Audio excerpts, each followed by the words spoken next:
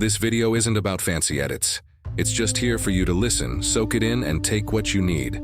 Throw on your headphones, whether you're on the bus, gaming, or doing anything that doesn't need much brain power. The point isn't to win an Oscar, it's to drop some real info. The blade does not fear the grindstone.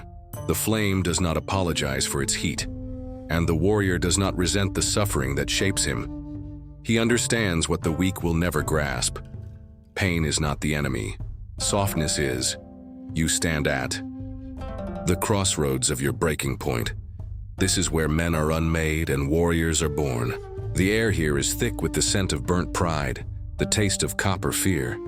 You swallow it all, not because you want to, but because you must. Because this is where you learn the most brutal truth. Suffering doesn't care about your plans, your feelings, your limits. It comes like winter, absolute, unnegotiable, inevitable. The ordinary man spends his life building shelters against this storm. He constructs elaborate excuses. He stockpiles distractions. He medicates discomfort with empty pleasures and softer lies.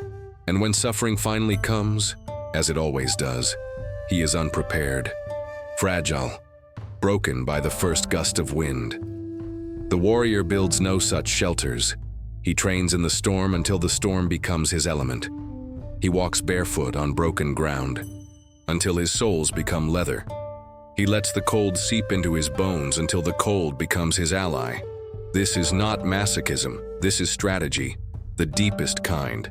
You do not wait for war to learn how to fight. You do not wait for the avalanche to learn how to breathe under pressure. By then it's too late. Every scar is a lesson written in flesh. Every failure is a map carved in bone. The warrior collects these not as wounds, but as intelligence. He studies them. He deciphers their meaning. He lets them rewrite his instincts until his very reflexes become wiser.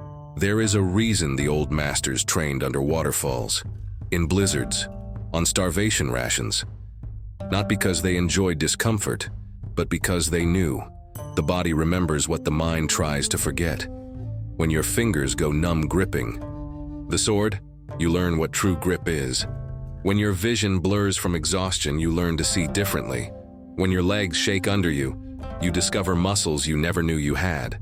Suffering is the ultimate revealer. It strips away the non-essential like acid. It burns off the dead weight of vanity. It reduces you to your irreducible core and shows you what's left standing. Most men never meet this version of themselves.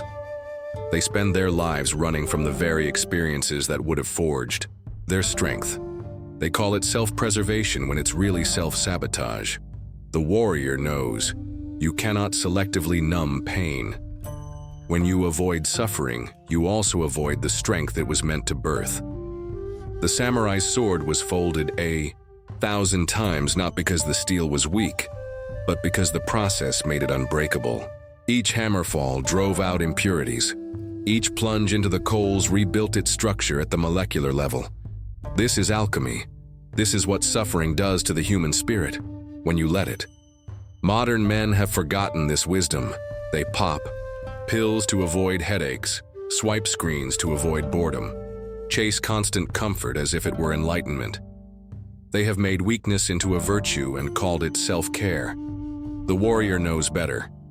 He understands that true self-care is sometimes saying, bring the pain, I need to grow. There is an art to this transformation. It's not about enduring blindly, but about engaging intelligently.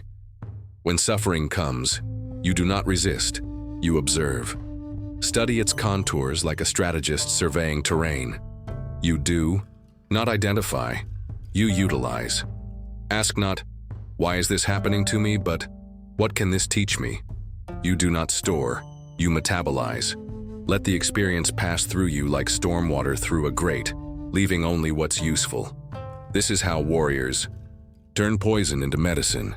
This is how they convert lead into gold. The process is neither quick nor kind. There will be nights when you question everything, moments when the weight seems designed to crush you, days when you envy weaker men their easier paths. This is normal. This is part of the tempering. The steel doesn't enjoy the hammer either. It simply becomes what the process makes it. Your advantage? You get to participate consciously in your own forging. When others shrink, you can choose to expand. When others break, you can choose to bend. When others take the easy exit, you can choose the meaningful path, even when it burns.